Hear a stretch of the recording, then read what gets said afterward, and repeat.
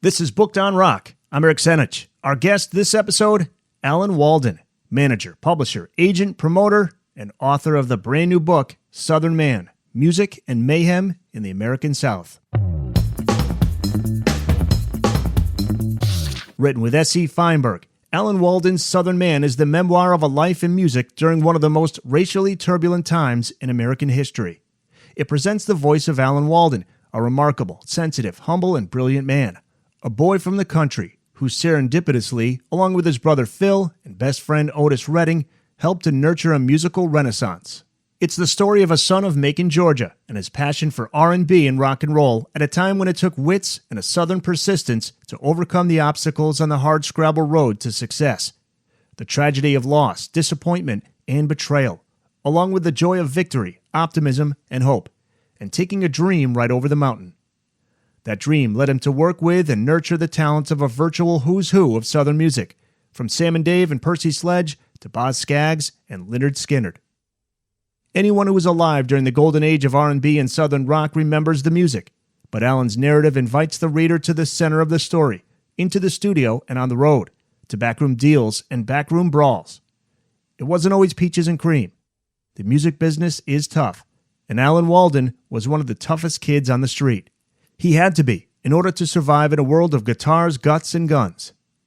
This is rock and roll noir, the story of a few pioneers who cut the rock and laid the pipe under the hard scrabble terrain so that the water of creativity can more freely flow today. As a manager, publisher, promoter, and producer, Alan Walden helped to bring scores of artists into the world's consciousness, from R&B to Southern rock, from Percy Sledge to Lynyrd Skynyrd.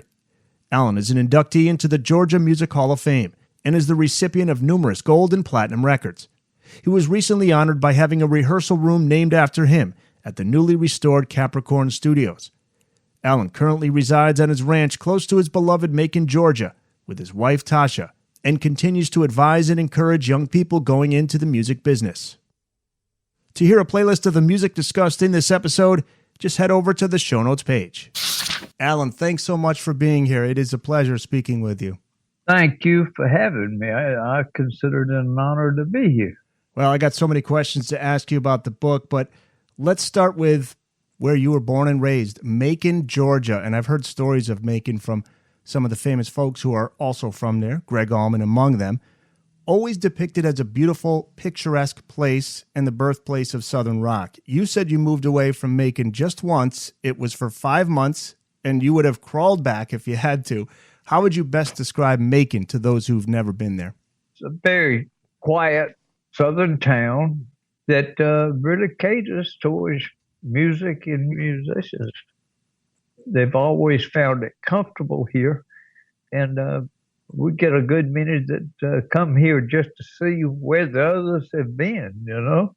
And you said in the book you did move away for a short period. Where did you move to? I moved to Muscle Shoals, Alabama, where the recording studios are there, Fame and Muscle Shoals Sound, and actually there's about 4 more studios over there. I stayed there 5 months, and I was just so homesick I had to come home. Alabama, I thought Macon was slow until I got to Alabama. People there move very slow, but they're good, very good at what they're doing, you know. You wanted a job where you could wear blue jeans. That's what you were thinking as a teenager. Maybe a landscaper, a mailman, a forest ranger, somewhere outdoors. But you ended up in the music business. Where did your journey in the music business begin? How did that all start? My brother had started a company with a few entertainers, one being Otis Redding, and they had gotten it started, and Otis had one hit record with These Arms of Mine, and then Phil had to go overseas and meet his military obligation. And so he went to Germany for 2 years, and I was the last working male in the household. So I got elected to run Phil's company while he was gone.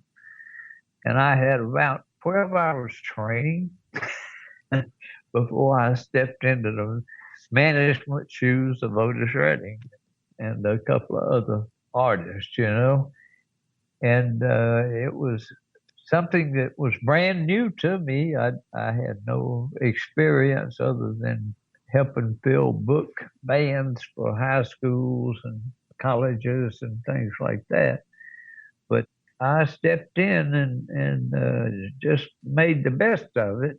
I actually think I handled it very well. The school boys loved me, and I was close to their age, so we got along right off the bat. And I fell in love with Otis Redding. I mean, he was the type of guy that you met him and you loved him. He was just a very friendly guy and more than eager to help keep the doors of the company open while Phil was gone. Yeah, and I want to ask you more about Otis in just a bit. But first, I want to ask you about your brother, Phil. The smartest person of anyone you've met is what you wrote. Can you talk about Phil and his influence on your career and what he was like in those early days when you started out working in the business? Well, Phil just had a brain that had knowledge of the music business long before I did, That I really, first couple of years, it was kind of difficult. Your big brothers always tell you what to do. They don't ask you what to do.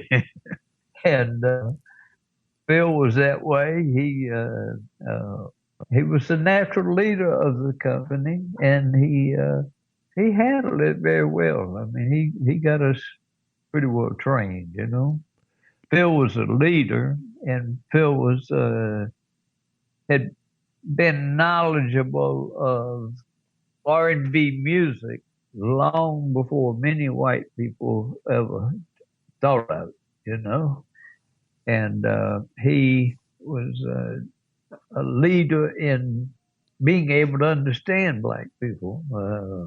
He had a love for wanting to help them, and he could make them feel like he was same as them. He made them feel very, very, very comfortable, and he made them happy to talk with him. And one of the first artists you worked with is Sam and Dave. Can you talk about them? Sam and Dave, I had never met these guys in my life. So you had to learn from the very start. I didn't know anything about Sam and Dave. I knew that they were a duo, and I knew that they were good, but I didn't know they had a song called So Nice While It Lasted, and I believe it was one called No More Pain that were put out before they started having any hits, Talking about Sam and Dave, you're talking about the hottest damn duo that ever hit the stage. You would think that they rehearsed all the time to get the rhythm and the steps they were going to do, and you just think they were rehearsed. Well, people don't know it, but Sam and Dave didn't rehearse. Really? They fed off of each other better than any two entertainer, a duo, or anything in that area. They fed off of each other, and they did it naturally. It wasn't, hey, let's write this down before we talk about it. They just laid out the story. They talk about that with the partnerships, a lot of the famous musical partnerships, or even bands as a whole, but most of the time two people that they're locked in. It's like they share the same brain. They just know where each other's going.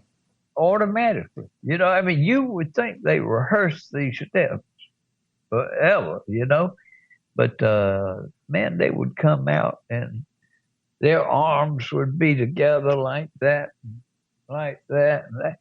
And they didn't rehearse all that. It just impulse. They did the same thing. And it made it look like it had been rehearsed 1,000 times. But it wasn't. It all came naturally to them. they could burn a stage up in a minute. I mean, Sam's voice was just incredible. I think Sam's voice was right up there with Otis's voice, and he was just a terrific performer and showman. He knew how to put on the powerful part of the show. He was the most powerful of the two in singing and dancing. But there couldn't have been two better partners that keyed off of each other. Now, Otis Redding, you met Otis at a dance. First time you ever met him was sometime in the mid-'60s, I believe, right? Phil booked a lot of the high school dances here in Macon, and they hit it off perfect. I mean, the crowd here loved them. They were just powerful, powerful, powerful. The dance steps got them. The voices got them. The jokes between songs got them. Sam and Dave was just a powerful act.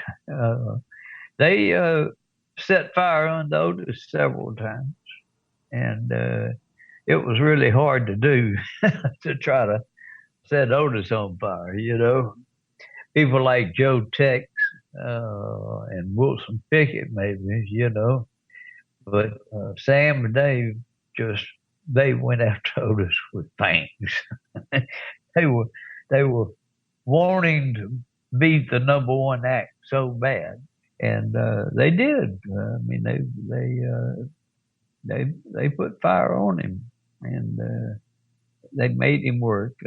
They were on a tour together, and at first, Sam and Dave was smoking, and they were beginning to set fire under Otis, and Otis said, "Hey," said, "put James' car in between us. Give it a chance to cool down before I step out, you know." And he did that for one show, and then he came back and he says, "Move those MFs right in front of me. They make me work." He liked the fact that they lit that fire under him. That competition drove him. Oh, yeah. See, we wanted the acts to be competitive on stage, you know, and he loved it. He loved it when somebody got hot under him, because he'd take it and slam it right back down their throats most of the time. Otis had a great attitude. You write a lot about his attitude. Very positive. Saw the best in everything. What's the story you write about? He spent the night in jail and comes out of jail, and he's standing there and he smells the air, and he says, "Smell that fresh air. Look at the trees. Look at the sky." You know, he just spent the night in jail, and he's just like, everything's good, man. I knew him from going over to get him out of jail, and he had sold a car that was not completely paid for, so he got arrested for selling mortgage property. And, you know, it wasn't but maybe $150 or something like that left on it. But anyway, he got in trouble for that. His description coming out of that jail was just amazing. Oh, the trees, man, the fresh air, and oh, man, the sky. This is great. You know, so colorful, so warm. And he went on and on and on about what it was like to get out of that damn jail. And I personally, during the years, you know, people in the music business do get arrested. And I got arrested and spent the night in jail and had a chance to feel what Otis felt like when he was in jail. You know, I lived it personally myself, so I knew what it was like, you know. From reading the book, I get the sense that Otis really had that effect on people. He changed the way your dad thought about black people. Can you talk about that? My daddy was a typical Southern man when he started coming down to the office, and Otis changed his whole life. They became close friends, you know, good friends. Otis, I say that my father loved Otis as much as he loved myself or Phil. He was that close to him. And, my father he was prejudiced when he first started working around the musicians, but they all changed him. He became Pop Walden, and he was like their Pop out there on the road, and immediately got to be the one chosen to be in charge of package shows, or he just had a natural way of taking over things. And my father wasn't in that great a health. He had a stroke, and one of his arms was permanently paralyzed.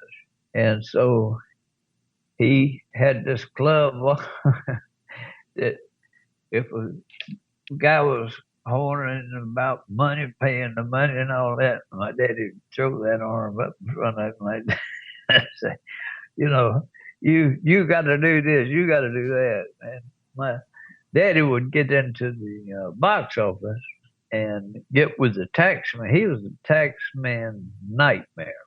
My father would, no, you can't tax that. No, you can't tax that. And, he was, like I said, he was an older man in his 60s, and he just knew how to control things like that. Most of all, my daddy knew how to count money. And he would, he'd go in and take over the box office. He would get people, his roadies, Earl Speedo Sims, and maybe one of the others, I can't remember the other ones' names right off the bat, but he would take the road guys that were working with him and make them go into a coliseum before him and count every seat in the coliseum or auditorium. And so he knew exactly how many seats there were, and he would judge when the audience got there. He would have them count them again, So he knew how many people to expect the count to be. So your dad worked in the business for a while. Was he managing bands? No, he was just working for us, just helping his sons. But he never called himself a manager. He just came on more like a friend, In those years, a black act with a white manager got respect from him. My father, like I said, he had club arms, so he wore turtlenecks instead of ties. And some of them looked like preachers' clothes. And so a lot of the promoters, when they saw him coming, they were saying, "Oh, Otis got his preacher with him." Ah. And my father was far away from being a preacher. Yeah. There's a great story you tell about Otis. He got you out of some pretty dangerous situations. And there is one story about a night in Alabama. A couple of guys with shotguns are fixing to pull the trigger and shoot. By night's end, you're hanging with these two guys in the parking lot drinking beer. Do you remember this story? Yeah. They were going to blow Otis away. And they pulled right up beside, and they were going to blow him away. And Otis made contact with them saying, "Man, it's Otis Redding. It's Otis Redding." And the crowd that was angry with him at that point would say, "Otis, what the hell are you doing down here in Georgia, Otis?" It'd be, "I live here," They immediately felt like when they met Otis, they met an old friend, like they already knew him, Of course, they knew a lot about him because they paid attention to his interviews, and avid fans knew a lot about Otis Redding. And they knew that he was not one of these singers that's going to tell everybody how to live, and he wasn't one of those that going to have girls all dancing up on the stage. One night at the Apollo Theater, a girl managed to get up on stage, and she grabbed Otis's short end of the tie, and she wouldn't let go. She was going to get that tie. no matter what. And she had pulled so hard that he fell to the stage from lack of air. And he went down. And he had a bodyguard named Sylvester Huckabee, who always scared a big knife. And Huck took that knife and stuck it down under his tie, slashed it up, and got him air, got him back up, and he finished the show. Wow. I mean, Otis did not want to gyp the audience out of anything. He wanted to give them his all, no matter what his situation was, One time he had a gigantic abscess on his rear end, and he had to go in for surgery for it. But before then, he did about 8 or 9 shows with that horrible ass on his butt, and did his shows very well. I didn't even know he had them until he came off stage and says, "Hey, I got to go to the doctor and get this thing fixed." He was a pro. He was a pro. That, maybe late for 2 shows. Never missed a show. 99% of the time, he was right on time. He didn't tolerate any of his band goofing off at all. They'd get fined in a minute. They'd get fined if they missed a note. He didn't tolerate you hitting bad notes on the stage, Almost like a jazz artist, like a jazz band. Every note has to be just right. Yeah, well, he had a lot of jazz musicians in his band. Oh, he did? Okay. That played. That was the good thing about it, is he picked great musicians to work with, and he was somewhat of a musician himself. He knew how to play bass, he knew how to play a guitar, he knew how to play piano, he knew how to hum the horns. He had a knowledge of music where he could explain it to his musicians real easy. They respected him for it because Otis would rehearse and rehearse until they were all exhausted. And he would lead them through all the songs, and subject to change some of the songs on stage, but it was an easy change where the musicians could follow right along behind him, You would think that he rehearsed the band days and days and days, but truly he probably rehearsed them a couple of times a month. Wow. That's all it took to get it down. Once he got the show down, they repeated that same show in every city. I want to ask you about Sitting on the Dock of the Bay. He was convinced it would be a huge hit, but not everybody agreed, including yourself. You felt he was straying too far away from his style? That was your concern? Correct. When I heard it, he brought Dock of the Bay and a song called Think About It. Otis lived in Round Oak, Georgia, which is a very, very, very small town.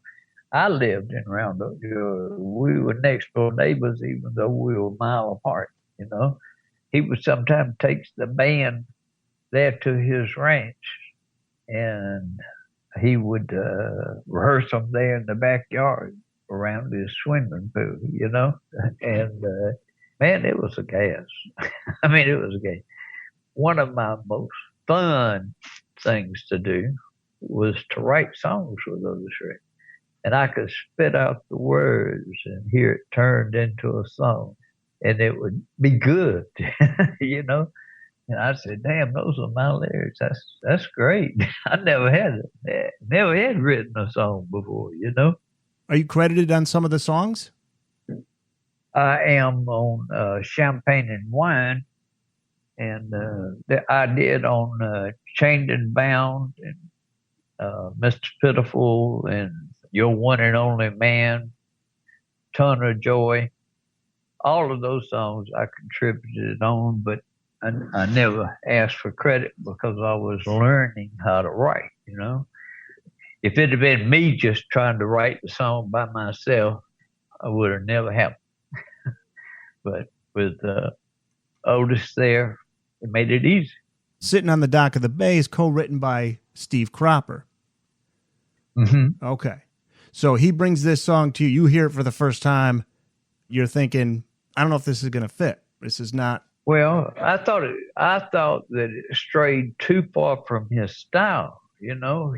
Otis was famous for his ad libs at the end of the song. I mean, his ad libs were one of his strongest assets. And for him to be whistling on the end of Dr. Bay blew my mind. I mean, I was like, Otis, where are your strong ad libs? I'm used to you killing it at the end, and here you are whistling.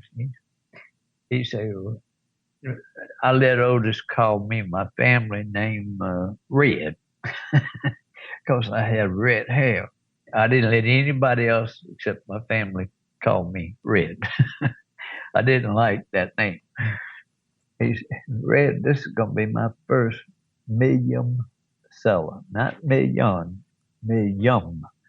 And it's going to be my first number one. He was totally sold on that, totally positive in his brain. It was just, this is the way this song was going to be. It's going to be that number one. Of course it did. It turned out to be number one.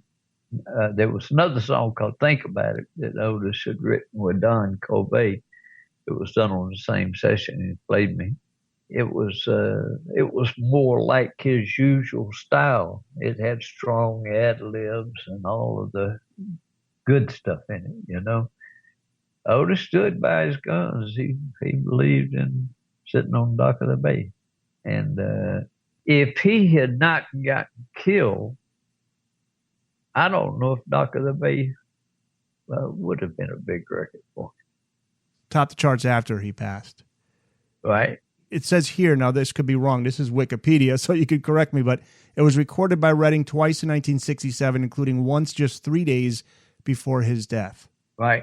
You do write about that terrible day in December of 1967 when Otis died in that plane crash. His plane went down and he was just 26. One thing I'm curious about, you write in the book about a quiet autumn night in 1967. You were sitting out in front of his house. He took out his acoustic guitar and he started picking and he sang a few tunes. Was that the last time you saw him? No, I saw him at the office the next day. And he said goodbye. He was standing at the top of the staircase about to leave. And I was standing down at the bottom. I was coming up the stairs and I stopped to talk to him. And I said, Otis, I'll see you Monday, huh? He said, yeah, Red, I'll see you Monday. And it was so enthusiastic that it moved me, that he thought positive all the time. You said, I think you had planned on going on that trip. I don't know if you were necessarily going to be on that plane, but your sinuses were so bad that you had to stay home. Oh, isn't that what the story was? I was flying to Jekyll Island one time with him, and we flew extra high to get out of a tornado. And not fun flying through a tornado. And we went through that, and so we had to fly higher to get over it. And I had what they call blocked sinuses, where my whole nasal passages clogged up immediately, and I couldn't breathe. It was excruciating pain. It felt like somebody had driven a nail in my forehead. And I had stood up and even trying to kick the window out of the airplane, thinking that we were not getting air. I survived it because the pilot had flown during the war, and he had seen it happen before. So he took me right back up to the altitude where we'd been flying and told me, hey, I'm going to bring you down real slow. And he did. It took me about an hour and a half to land. And I went to the doctors afterwards, and they told me, so you don't even need to go up in the mountains right now. So, you really had a case of blocked sinuses. It's painful. I mean, horribly painful. But the pilot brought me down slow, and I got to the ground. And I said, I'm riding back in the car. I'm not going to get back on that plane tonight. And the pilot convinced me to get back on the plane. He brought me some spray, nasal spray, to open up my nose. And here I was squirting this stuff in my nose just to be able to breathe. And it got to be so bad that I literally was scared to go up any altitude at that point. And I stayed grounded probably for 4 years. And that's a long time. But during that time is when Otis crashed. And it was ironic because I was to be traveling with him that weekend. That would have been one of my weekends to go out with Otis. So I couldn't go, and it saved my life. I mean, that's all it is to it, is save my life. So you would have been on that plane with him? I would have been on that plane if it had not that attack happened when it happened. What do you remember most when you think about Otis? What a man. What a man. A black man. What a black man. This guy told me one time that I didn't know my own people.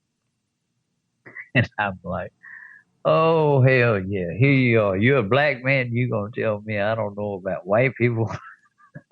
That's kind of ridiculous, you know. I said, you'll have to explain that one to me. And he did. And he explained it. And when he got through, I said, you're right. You're right. I didn't know a lot about my own people.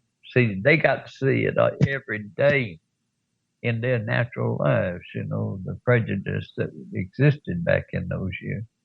But he just explained to me, you know, that white people just did not understand the black people.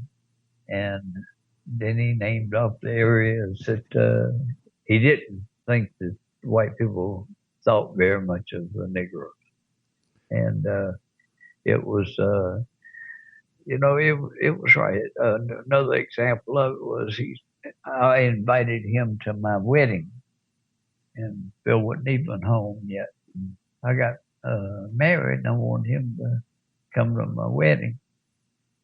And he says, Red, don't you know that those white people are going to look down on you and your bride for having a black man at their wedding?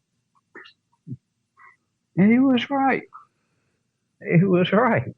You know, he arranged for his wife and family to be out of town on that weekend. He was just smart like that. He was able to foresee things happening and stop it. He looked after me. He promised my mother every time we left the house. My mother would say, now, Otis, you take care of Alan now.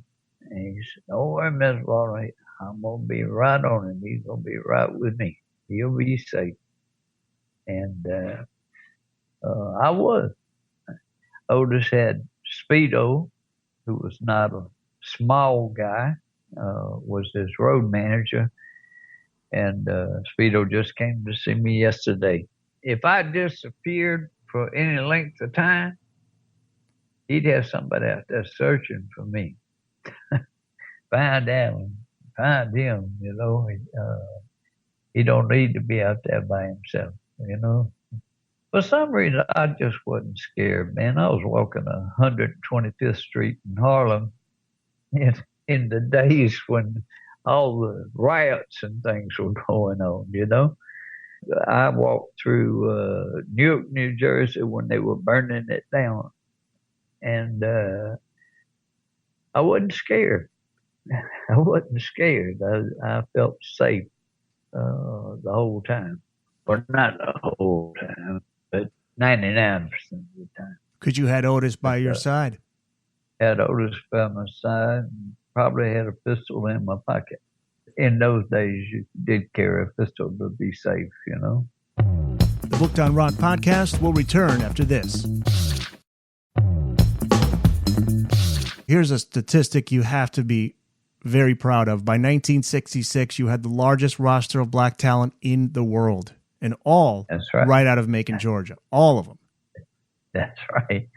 That's right. The entertainers were coming from as far west as Los Angeles, as far north as Canada, and as far south as South America.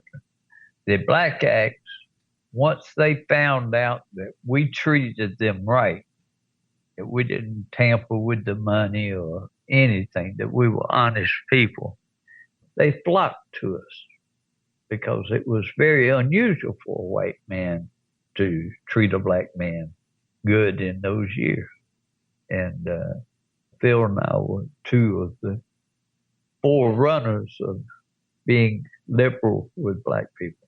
We treated them as brothers, you know, and they appreciated that. I mean, there were a lot of times, you know, we'd get threatened on the road or something like that. The big expression was, "What are you doing all these niggers for?" And I mean, that just cut you, you know.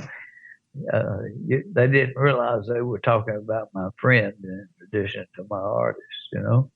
But we got through it. We laughed about it. We got through it. We went through it very strong. But both Phil and I were not scared. I remember him going down into Harlem to meet with Sam and Dave when they were leaving the company. And he went down there and they had all these little gangsters around to scare him, you know. And Phil didn't scare a bit. He walked right through the damn gangsters, right up to Sam and Dave's lawyers and said, "What to blankety blank is this?" You know. At the time he went to Harlem that trip, I was hesitant in going. I was scared that night because of the relationships we had with Sam and Dave. It had gotten out of control, you know. And they broke off with us. They left their contract early, and it was a bad ending. But I have to tell you, Sam Moore and I are great friends today. He and I talk every time we're on a show together. He's a good friend. In fact, I've got some pictures of he and I and my son together when my son's only like, about 5 years old. You were around those guys a lot. Now, this would have been around the time Martin Luther King Jr. was assassinated. Do you recall that day? What were the guys thinking around that time? Yes, I do. I remember. I was in the office on Cotton Avenue when that happened. And spent the rest of the night calling all the entertainers to make sure they knew.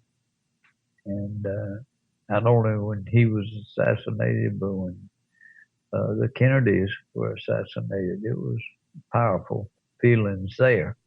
Because Robert Kennedy had been the peacemaker when Dr. King got killed. Yeah, what they stood for, and it's that fearlessness that you talk about with yourself and Phil and those guys. It's the only way to break down those barriers. You know, and thankfully the music is that universal language, but also Otis was he sounds like just the type of guy that if a lot of those folks just had the chance to meet him, he would win them over, and you wouldn't even be thinking skin color at all. That's right. I mean, I knew prejudiced people that got to meet Otis and talk with him, and he changed their lives totally. You know, I mean, changed my father's life. You know, I was going to say, life. I mean, your dad came from a much different era, right? And there he changed his mind. It's a great story. Okay. Another tough one was Etta James. You managed her. You say she was the roughest, toughest talking woman you had ever met. What an amazing voice, too. Do you have any good Etta James stories you can share with us? Well, can I use foul language? Sure, why not? This is...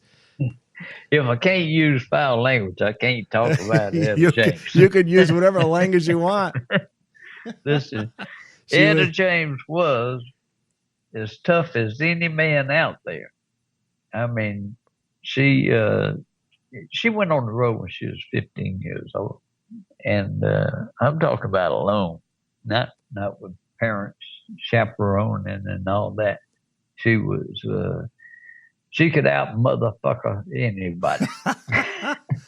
She and Johnny Taylor were the two top motherfuckers.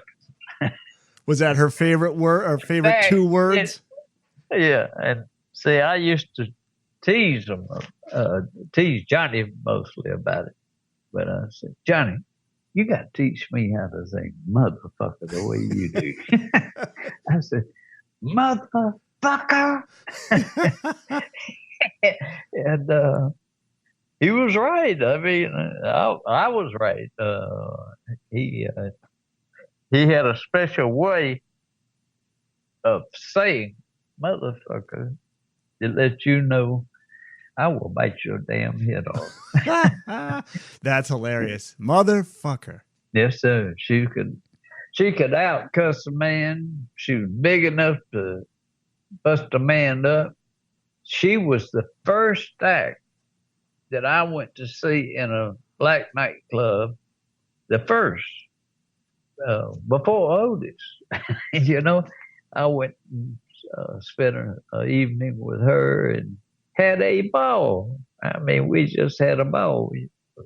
We laughed and laughed and laughed. You could talk to her like a man. You didn't have to sweet talk her, you know. You just keep the conversation going. She had a nickname, Big Red, and because she was real red complexion almost. But fun to be with. Yes, she was. I looked forward to covering the Etta James days, you know. Now, she was from L.A., but did she move to Macon at some point? She or how acted Southern. Yeah, oh, did she? Yeah.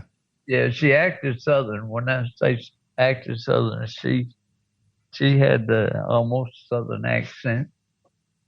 It was a Southern accent. Was she performing in Macon, and that's how you met her? Was she in town one night? Okay. I met her at a club called Adams Lounge in Macon, Georgia. And it was the first time I'd ever been into a black nightclub. And everybody worried about me getting hurt, or somebody was going to stab me or shoot me or something, you know. But I have to tell you that the black people treated me like a king. You know, I had a few times where I felt a little endangered. There was always some roughneck in the crowd, but my people took care of them. Made sure that I was under guard.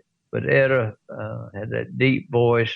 One of the last artists that Otis helped was Eda James, and he helped her arrange his song Security, and he changed the arrangement around. You know, most people would think he'd want her to sing a song just like him. He didn't. He wanted to sing it different, you know. And she did. She recorded Security over at Rick Hall's studio at Muscle Shoals, Alabama. And Otis was the peacemaker everywhere he went, you know. They, all of them said basically the same thing, that never met a man like him. Never met a man like him. He treated me like I was his brother. And these are days when white and black still didn't get along, you know. And we broke through all that. We went right through that. You know, I'm happy to say the NAACP gave me a special award for the help I did with the African Americans, and a couple of the black colleges gave me citations of my work with African Americans.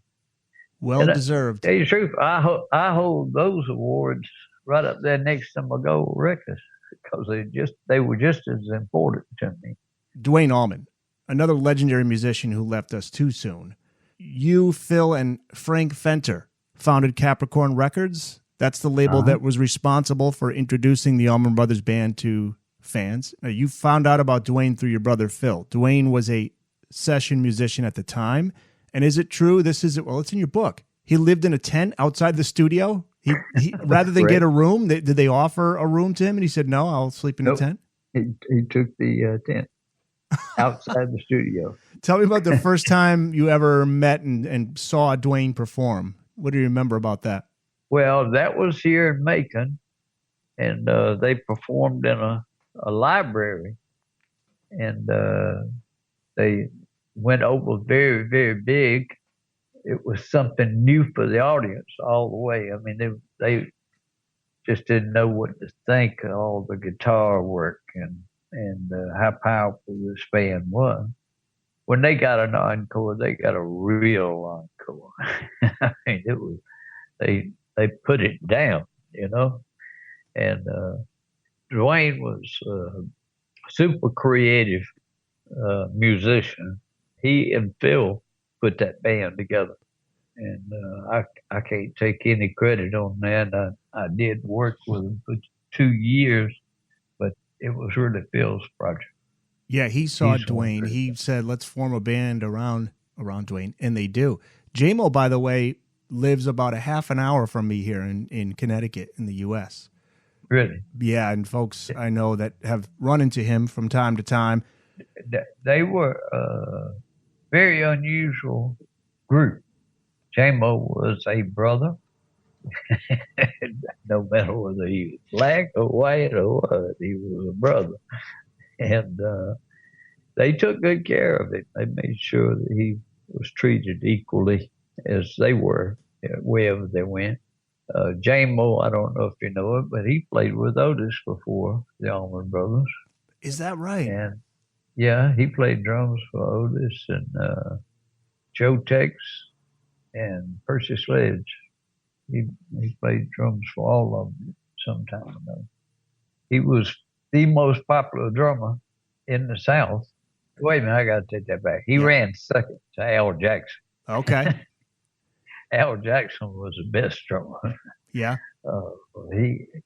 Al Jackson was a drum.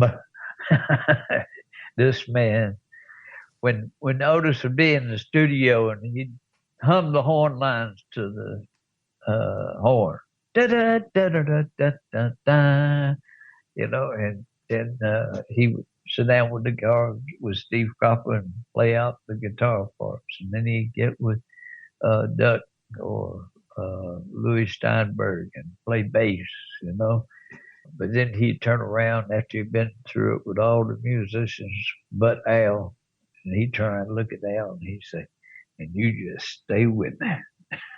Yeah. Because Al had that simple drumming, but so tasteful, all played at the right time and the right notes. He was just a tremendous guy. Founding member of Booker T and the MGs, right? Yeah, Booker T, Isaac Hayes, Duck Dunn, and Louis Steinberg.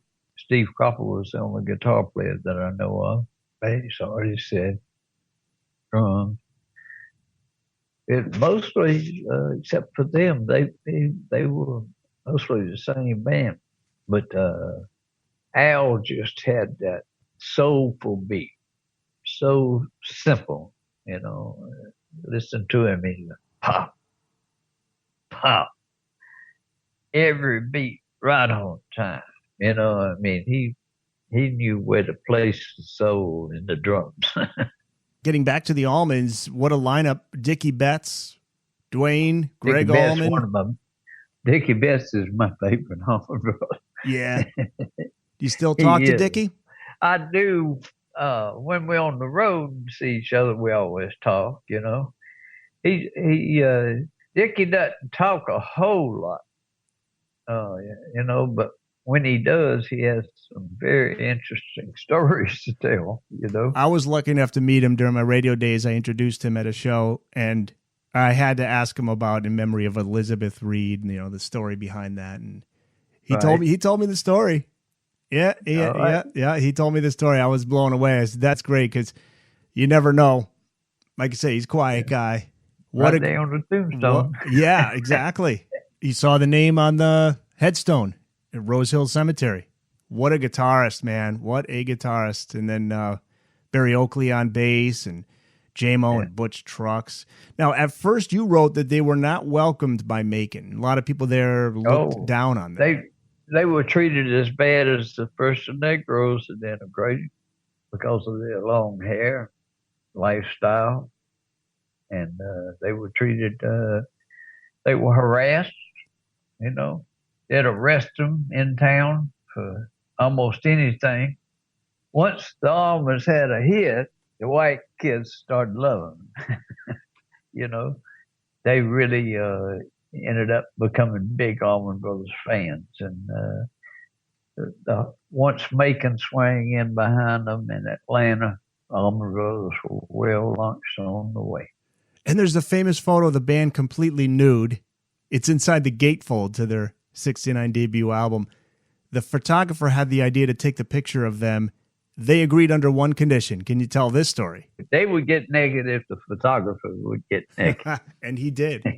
All right, and then the photographer is a real sweet guy from New York City. He'd never been in the South before.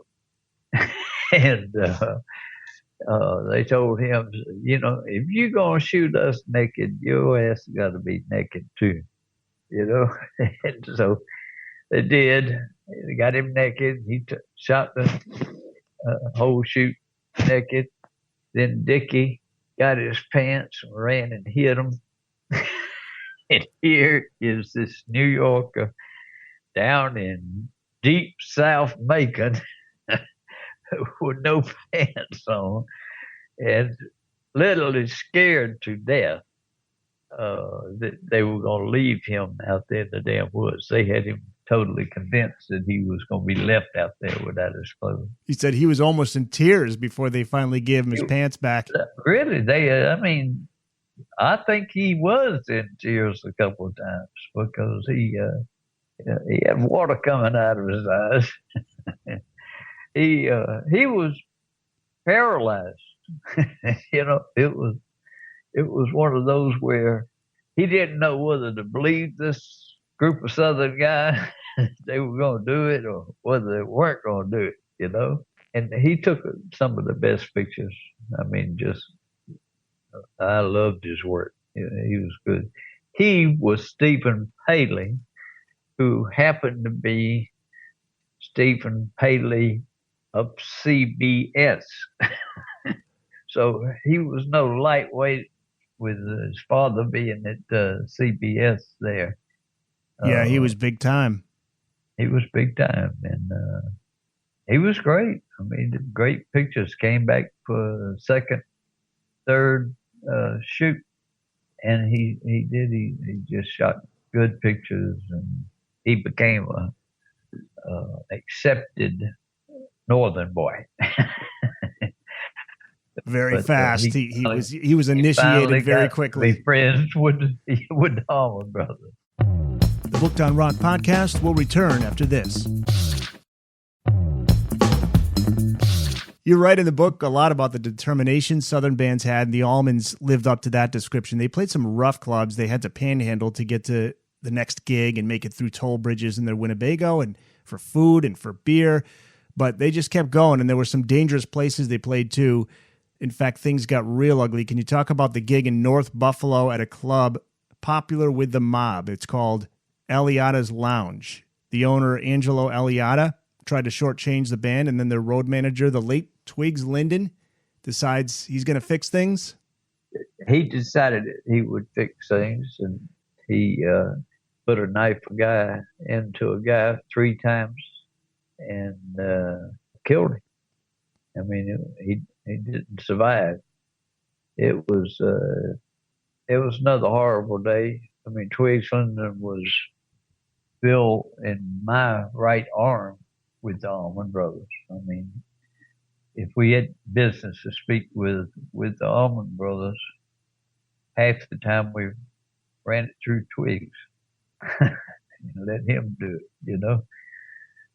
Twiggs was a very unusual road manager. He knew every phase of what to do in most cases, period. I mean, he just had a knowledge of it. He wasn't scared of older people cussing him out. He wasn't scared of that. He wasn't scared that somebody was going to beat him up or whatever. One night, Florence, Alabama, there was a mob that had broke into one of the side doors of the Coliseum, and they were coming across the room, and he and I locked arms and ran straight into this. You're talking about a crowd of about 20 people here charging in, and we locked arms and we charged and pushed those damn people back out the door. Twiggs and I weren't scared. He carried a Beretta, and I carried a Smith & Wesson and a Beretta, not at the same time. But I had been used to carrying a pistol for a very long time. But Twiggs knew how to catch all the crook. The guy had a ticket box one time in a nightclub, and you drop your tickets down in this box, and at night you got all the tickets out and counted, and that's what you got paid on. Well, Twiggs found out that this guy had a little trap door under that box, and so he built him a lever that couldn't be seen, and after several hundred people had gotten into the club, he would pull that lever, and those tickets would drop down to the basement below the where the stage was, and then he sat straight across from the guy that had rigged the box originally. He sat right across from the guy, smiling at him the whole time. While this guy was trying to figure out why his box wouldn't work. He did a lot of things like that. He was in Mississippi one time, and the guy said, "Boy, what you doing with all these niggas?" And Twig says, I have the hardest time convincing people that I'm a Negro. And of course, Twig was lily white, you know. But he just did all sorts of things like that. He had when the new Cadillacs came out, they had the remote to turn off the lights on the car. They had a little remote that's a mash, and you turn off the light. But Twiggs would take the Cadillac, wait till he comes up on an all-night diner with the glass front, and he'd park in front of it, and he'd leave the lights on. And of course, as soon as he gets inside, everybody starts saying, "Hey man, you left your lights on. Hey man, you left your lights on." And he goes, "Oh no, I got it right here on the remote control." They go, "Remote control, sure." This boy is trying to make fun of us, And Twig says, "Oh yes, all I have to do is mash this button right here." And he mashed the button, and the lights went out.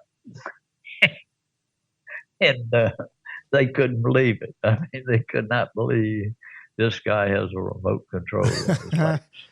He was a Macon guy, right? From Macon, Georgia? Oh, yeah. Macon. He was, I think, 2 years older than me. We went to the same high school and everything. I met him in high school and knew who he was and all, But after high school, Twiggs became Little Richard's road manager. Little Richard was Twiggs' first act to go on the road with. So he learned most of the road tricks from Little Richard. Because Little Richard knew all the cons that were on the road.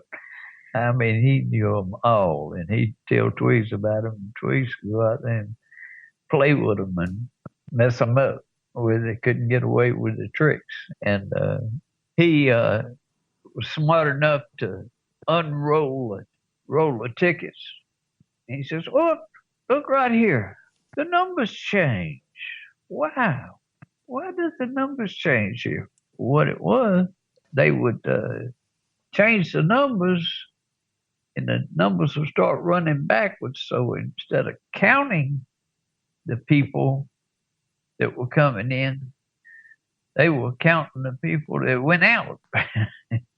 And it was very strange.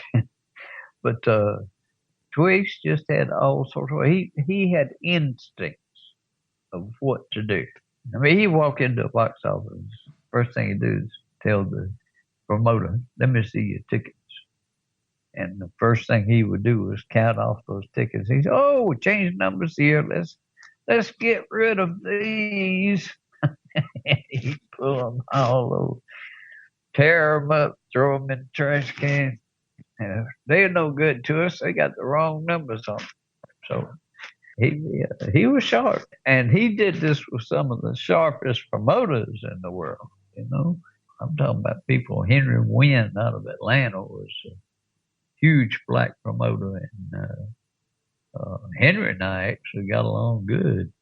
But Twigs would go through his ticket rolls, count all the people that were coming in the side doors, and he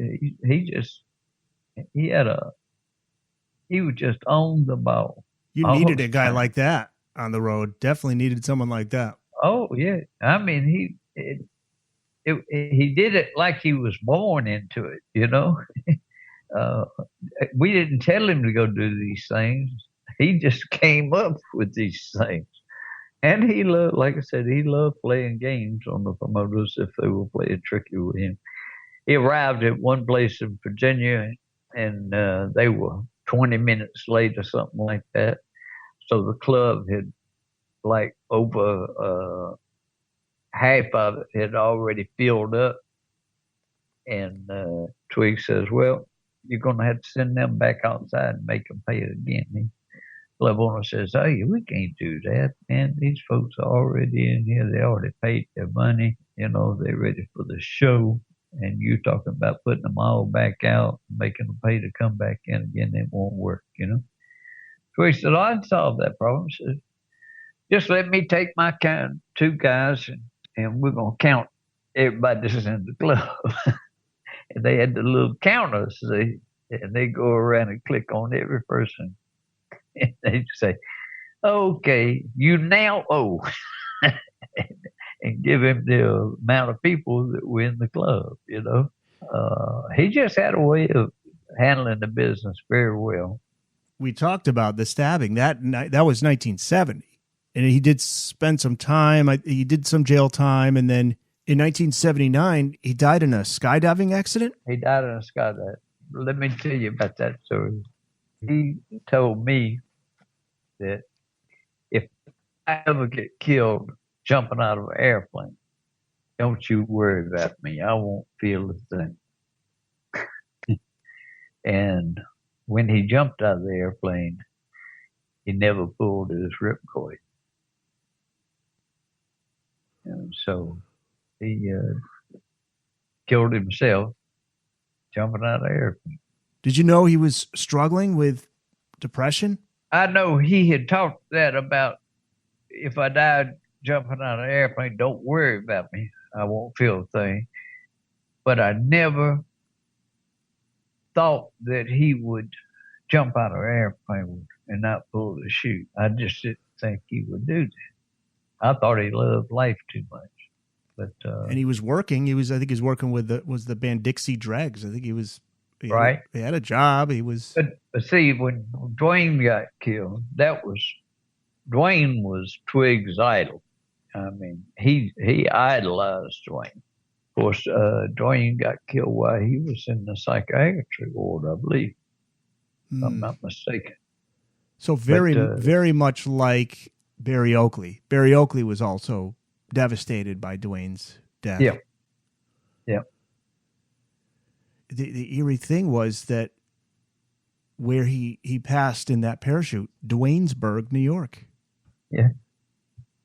See, that gives you the second hint to know that he had picked that out. I mean, he gave us hints, you know, but nobody thought Twigs would do it. I mean, we knew he was daring, and we knew he was very daring, but we never expected him to do that. We never expected him to stab a man. He was not the type of guy. But now he was the type of guy that wouldn't take any shit off of an older man just because a man's older and thinks he can boss him around. Twigs didn't. He put him back in his place most of the time, you know. Twigs is a very unusual human being. He was loyal. Sounded like he was real loyal to if he had. Oh, he was. He was. I mean, God, some nights, just knowing I had Twigs by my side, I felt very, very safe. I can imagine. Yeah. You know? I didn't even know he had a knife. Yeah. So, well, let's move on to Skynyrd. You were there. Now you're talking about a band. That's my band. Oh, Ronnie? Oh, we're getting into some Ronnie stories now? Ronnie yeah. Van Zant was best man at my wedding. The only man. people attending was the Leonard Skynyrd band. I had them as my audience, and Ronnie is my best man. We got married during the intermission of a football game, and the words were, "I, Alan, take Beppy to be my wife." And she says, "I, Beppy, take Alan to be my husband." And the court man turned around and says, "I now pronounce you man and wife." That was my whole wedding. And it was over with. And well, let's start at the beginning, because you discovered Lynyrd Skynyrd at ground zero. This is a great story. Through an audition at an old warehouse in Jacksonville, Florida. Ronnie Van Zant, Alan Collins, and Gary Rossington on guitar, Ed King at that time on bass, later guitar, drummer Bob Burns, Billy Powell on piano, legendary lineup. What was your first impression of Lynyrd Skynyrd when you saw them? Fan-fucking-tastic. I auditioned 187 bands in 1 year. And I went all the way back to band number 13. And that band was Lynyrd Skynyrd. And the reason why I went all the way back to Lynyrd Skynyrd is because of Freebird. When I heard Freebird, I fell in love with the song, and I knew it. But I still kept auditioning bands until I knew that was the right band for me. And I did sign them, and I took them to Muscle Shoals, Alabama, and we recorded an album and a half there in Muscle Shoals. There's some good stuff on that, you know. They were tight, and they were rehearsed even back then in the very beginning. You know, when they came in the studio, they hit the same note every recording, you know. I mean, they were the most rehearsed band in the history of Southern rock and roll. I mean, they rehearsed. These guys went to what they call the Swamp House, or they call it the Hell House now. But they went there 5 days a week from 9 to 5. Every day, like going to a job. And they rehearsed and rehearsed and rehearsed. Alan Collins would amaze the people that he played the same notes on his solo. You know, you're not supposed to do that. You're supposed to just play that solo differently every time almost, you know.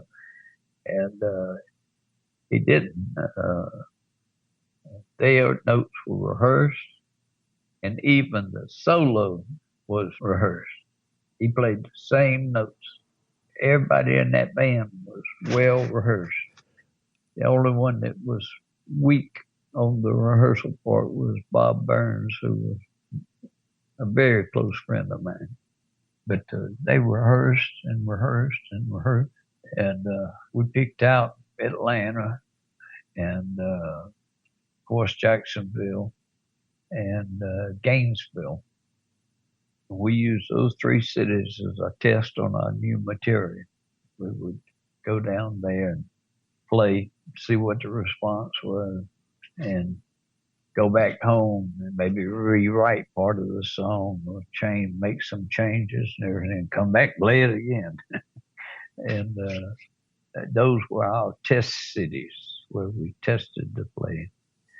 Well, they fell in love with us in both of them, but the biggest one was Atlanta, Georgia. We played Atlanta quite a bit, and we played some hell holes. I mean, we played a place called Pinocchio's.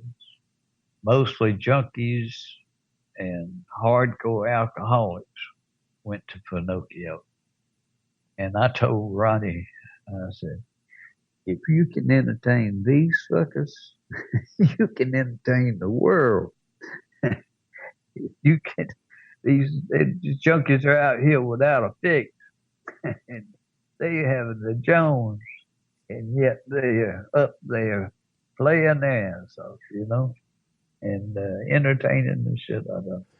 Just to clarify before you go any further, just for the listeners to understand, now you had just started Hustlers Inc., publishing and management company. So you just struck out on your own here. This is your first band that you discover. This is my first rock and roll band, period. What a way to get started. And we came out, and I got to tell you something. We were the show stoppers. We stomped everybody. I mean, the name of the game for Lynyrd Skynyrd was get out there and kill them. Destroy them. Take this show. Own it when you leave here. Going to the stage, we'd be yelling it towards each other, Let's show them who the real players are. Lynyrd Skynyrd was nicknamed the show stopper because when they finished, the band behind them might as well go hang the instruments back up because they left the stage hotter than hell. Most of it came natural. I mean, they had that kill instinct from the beginning, And I have read about when it came time for them to record that first album, there was very little needed to be done. It was just roll tape. They're ready. I mean, those songs they had down, like you said, note for note. I mean, there was no. Yeah. But I'm very curious about Freebird. There is a demo version on their box set that was recorded before that classic. Okay. Record. So it doesn't have that classic dual guitar solo ending. Which version did they play for you on that first audition? Was it without it or with it? I think they had already grown past that. Okay. They had probably changed a couple of members along the way there. And they kept changing members except for Alan, Gary, and Ronnie. And then Leon. Yeah, Leon Wilkerson stepped in. They'd lose a member, and most bands would probably quit. Not Skynyrd. Rush him on the side. We're going on. We're going on. We're marching to New York. We're marching. We are the Southern Army coming towards New York City. We're going to take New York City before it's over. And Skynyrd got better and better every show. I mean, they were just fabulous. And they get encore after encore after encore, And the only band, we went to blow the Eagles off the stage. And Skynyrd went out there and scorched. Boy, I mean, they burned like crazy. The damn Eagles came out there. They blew us completely back off the stage. I mean, we couldn't touch them. Their style was so different. They had the more powerful material at that time.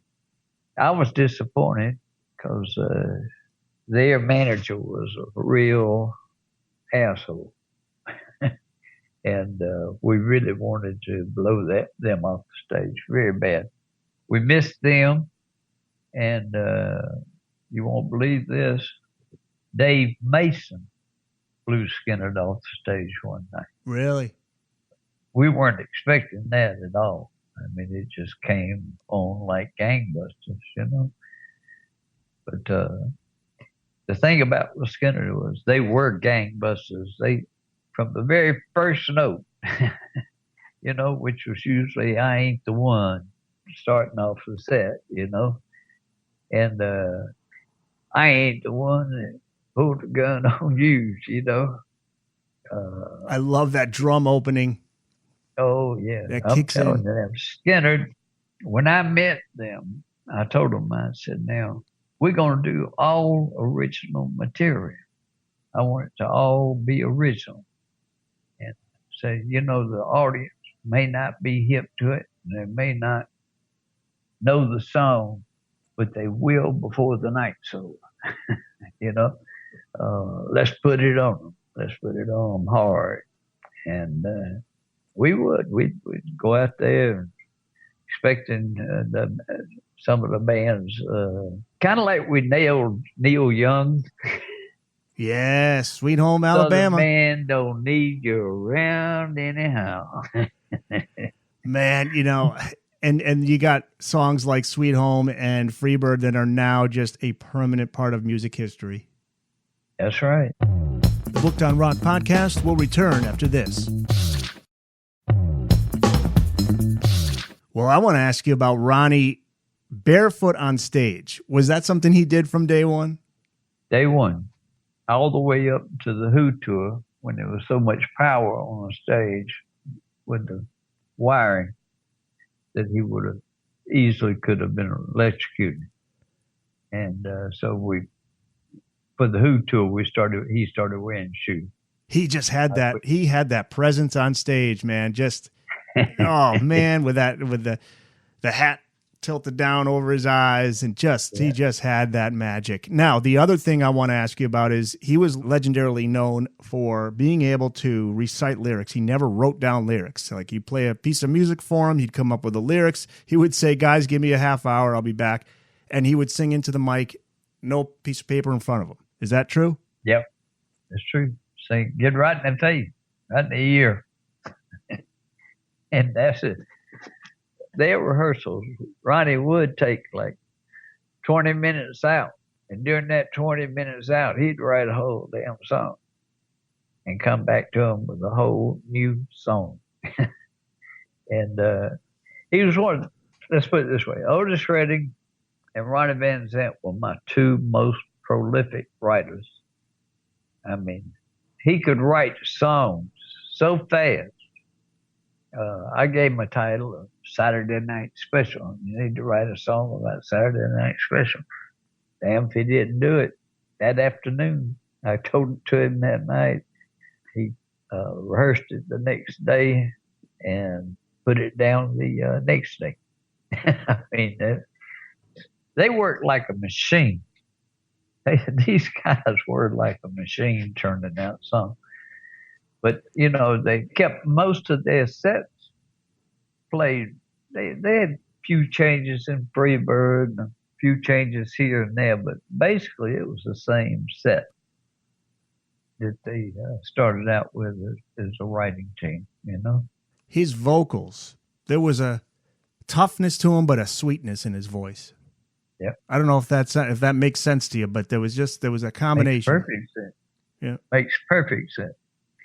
Ronnie could charm that audience and do whatever he wanted to with them. You know, I mean, people just loved him so much. Did anybody ever tell you the story about him wrecking Pinocchio's, the club? I don't think so. Okay, well, let me give you one. Okay. All right.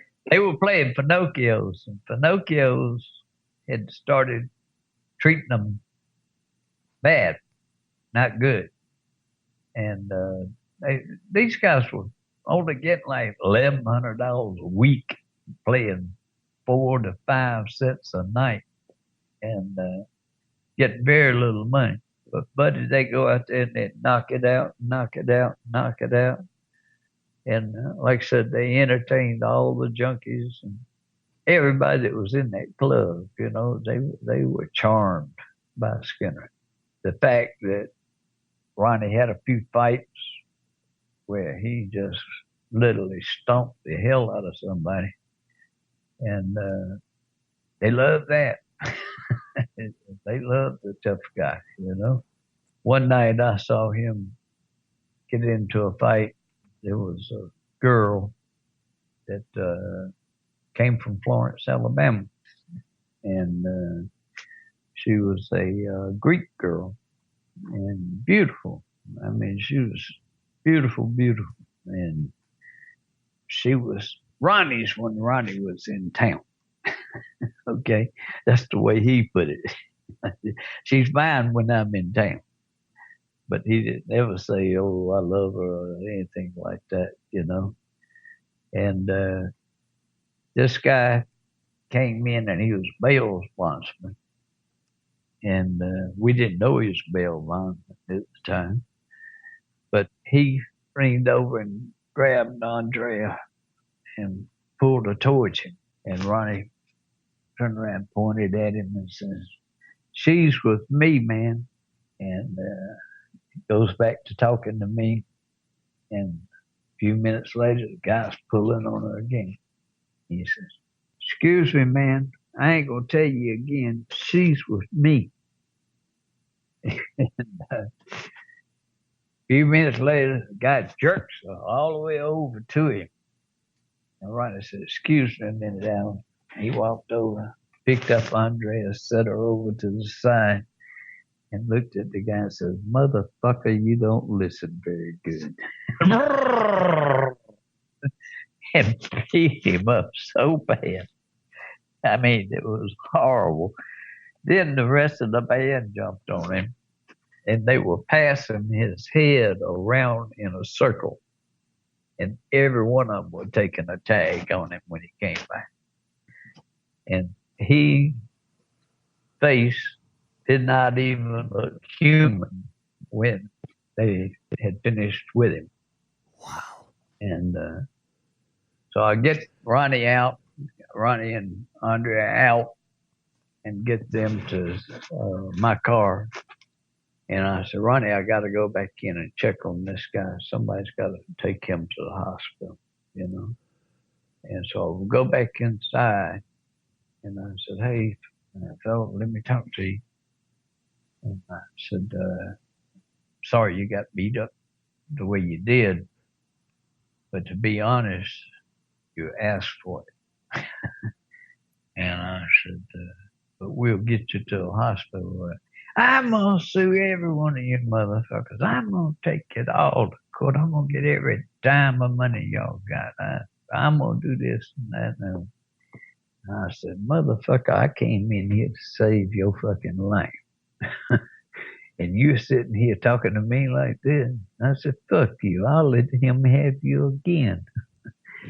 And, well, he didn't want that.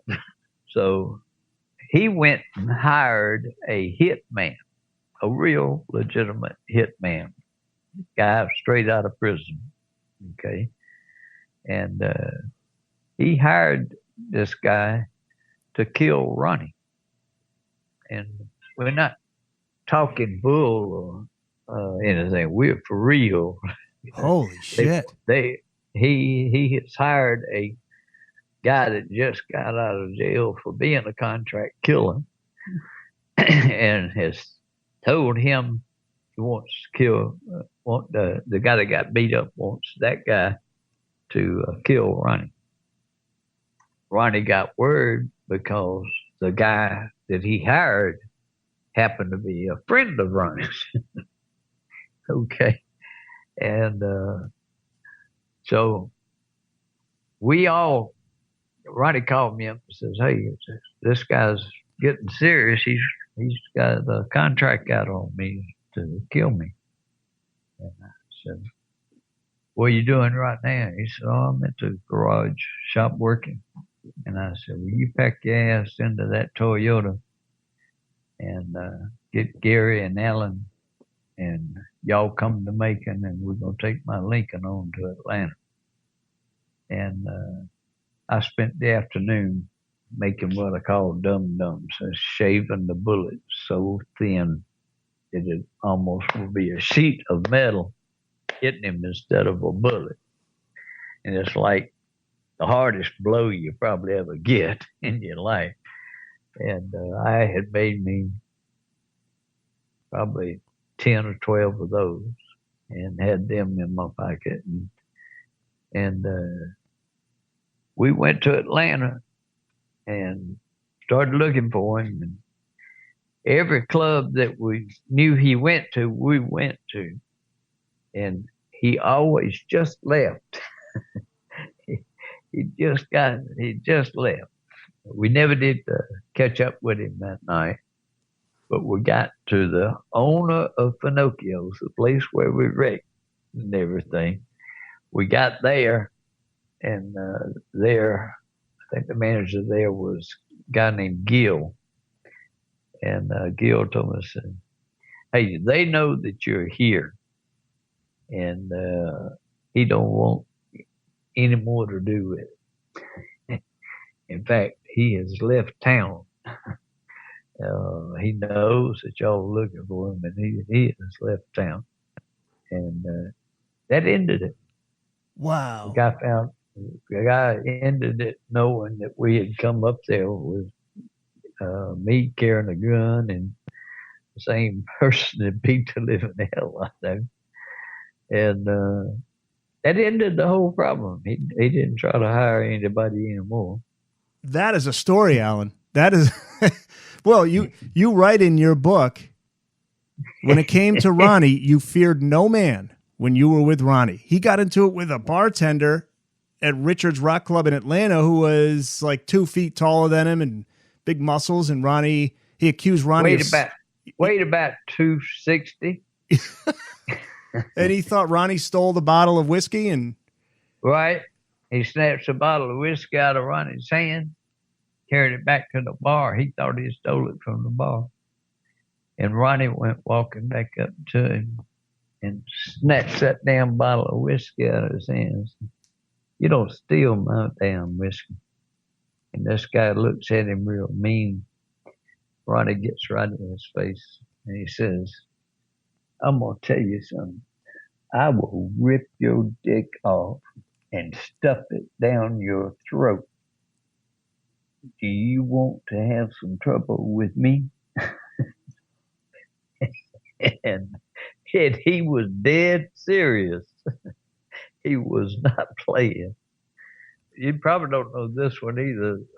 Ronnie Van Zant was charged with attempted murder when he was 16 years old. Really? Because he beat a guy up so bad. Yeah, he did. He went up for attempted murder. He didn't play around. You know, I'm going to tell you something. He didn't run out there and pick fights. But if one came to him, he'd stomp their ass. Look at some of the pictures of his knuckles. Look at the pictures of some of his knuckles and see if you see the knuckle or if you see dentures where they've been knocked back into his hand. He learned that toughness from his dad. His dad was a truck driver. Uh-huh. Did you know his dad pretty well? Did you get to talk to him a lot? Yeah. Yeah.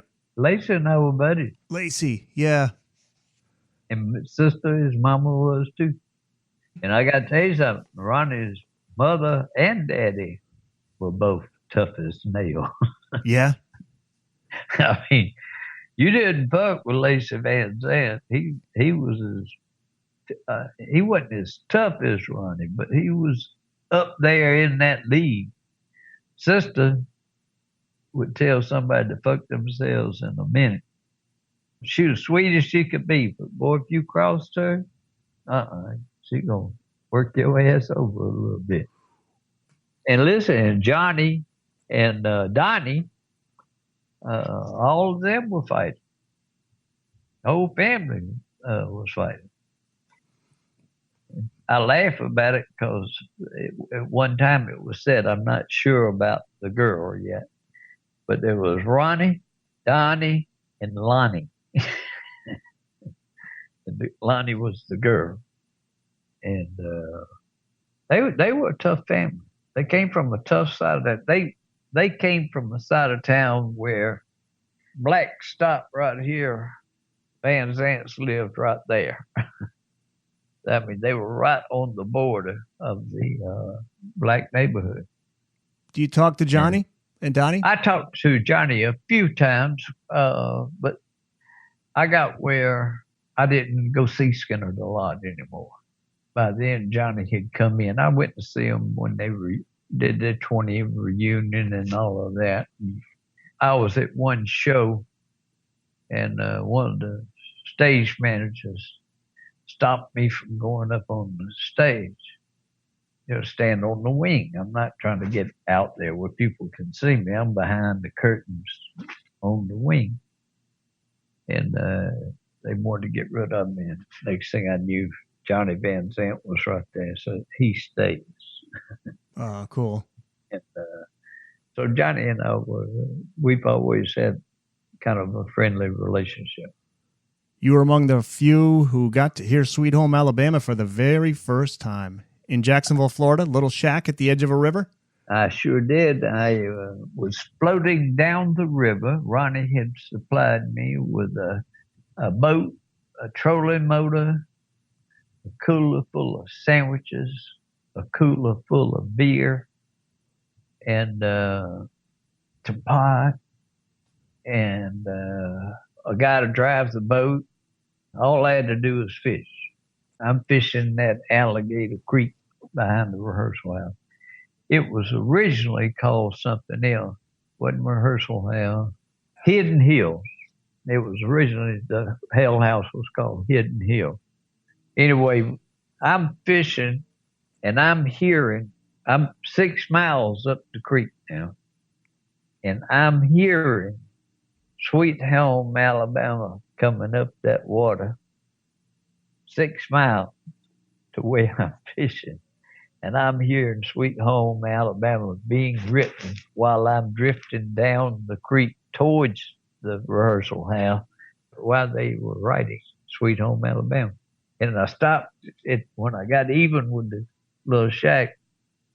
I ran up to the cabin and I said, man, y'all got something going here. This one here is a hit. Keep it going. Keep going. Ronnie said, get your ass back down there and catch you a big ass bass and quit worrying about us writing a damn song. He loved to fish, right? Oh, he loved fish. And he knew how to fish. And he knew how to shoot. I outshot him, but he knew how to shoot. We were shooting cherry tomatoes off of a tomato bush in the garbage pile. Where people had thrown tomatoes and then they sprouted up. Tomatoes, little tomatoes. And we were shooting those. He'd shoot one off, I'd shoot two. Boom, boom. And he said, I'm getting zeroed in now. When I get zeroed in, I'm gonna wipe you out.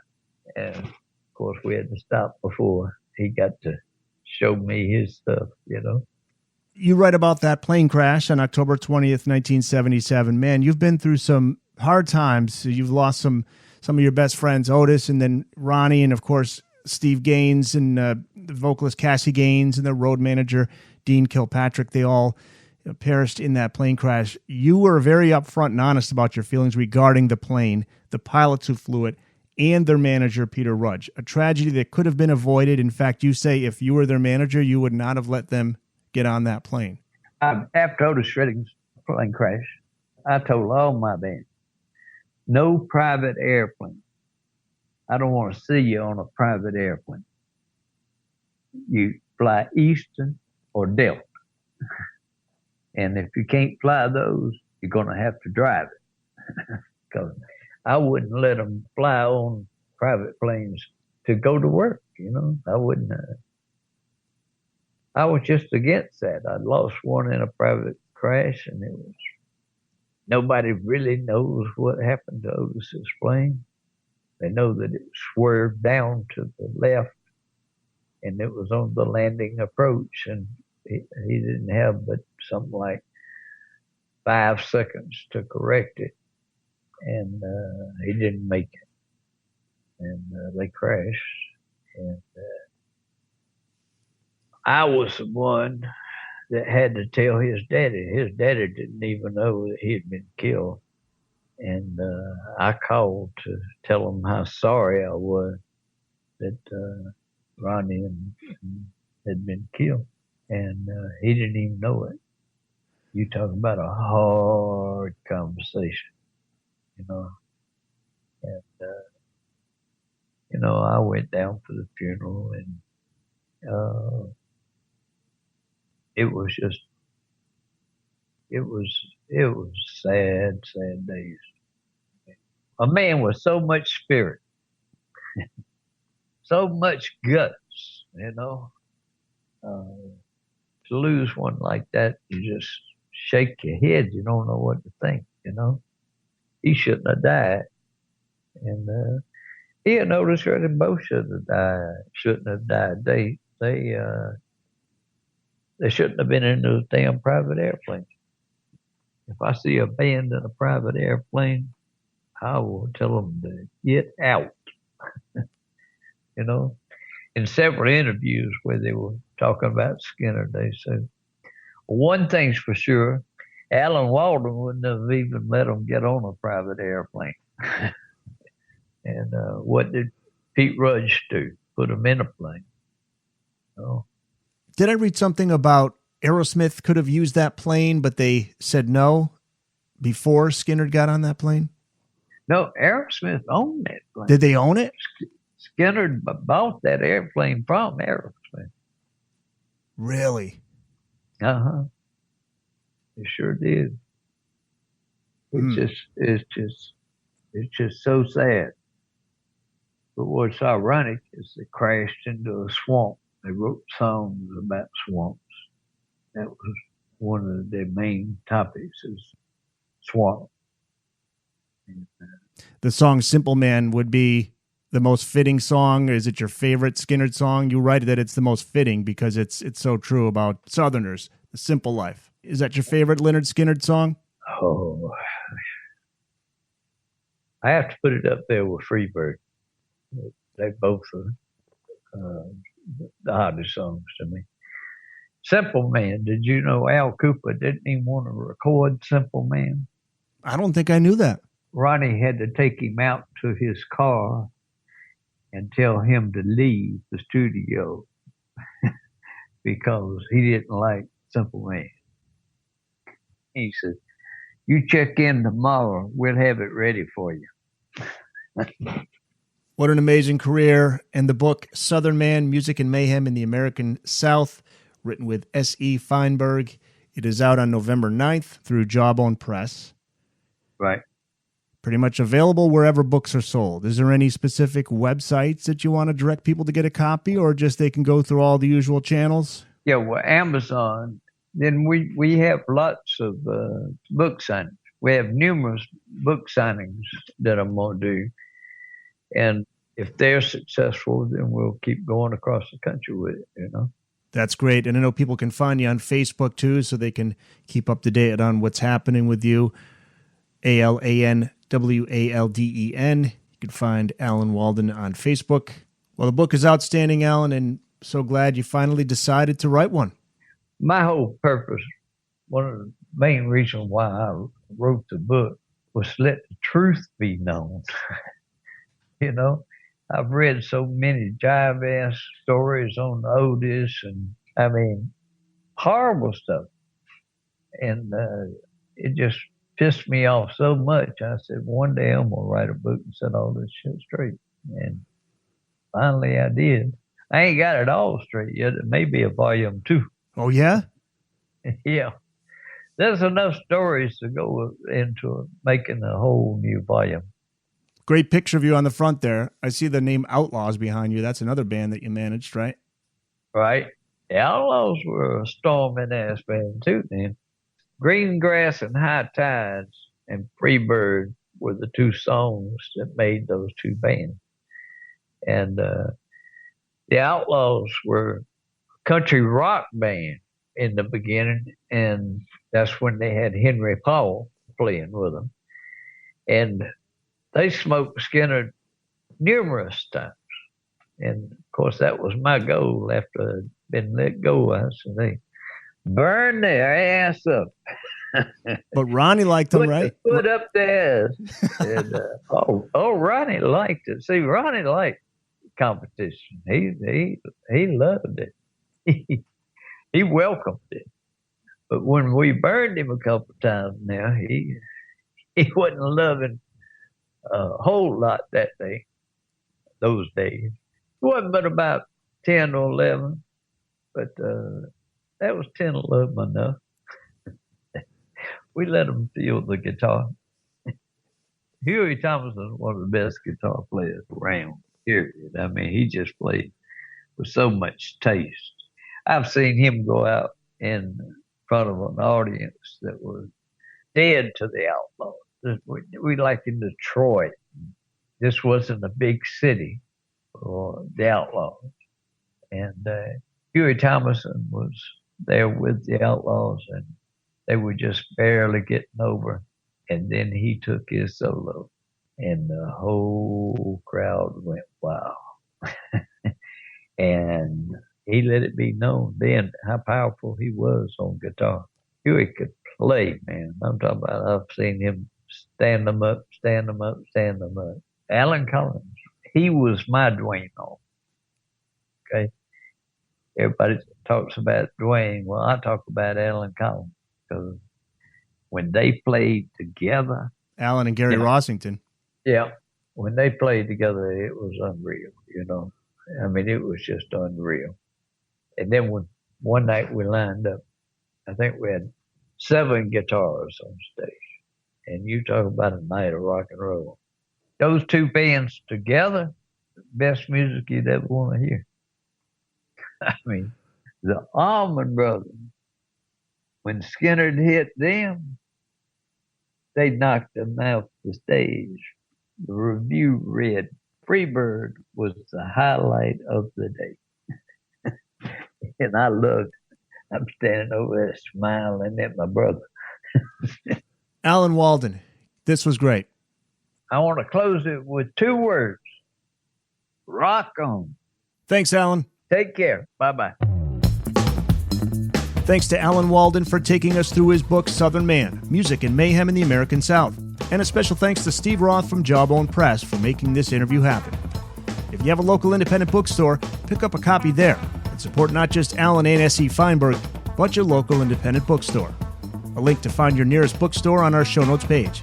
Subscribe to Booked on Rock at Spreaker or wherever you listen to your favorite podcasts.